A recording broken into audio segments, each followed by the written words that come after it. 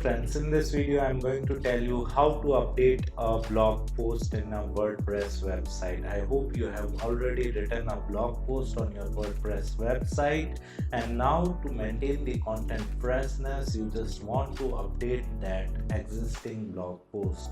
Then how you can edit it?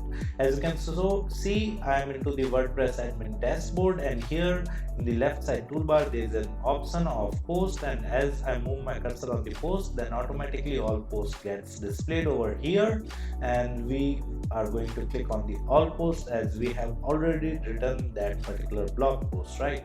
So here you can see the blog posts are getting displayed over here. Lots of blog posts written by us are getting displayed, and as we move our cursor on the blog post title, the edit option is over there, right? You can click on edit, and here you can simply update your blog post, whatever the images you want to add, or you want to delete, or you want to add any paragraph or any subheading. You can simply type that particular and then click on save, right? And your blog post would get updated.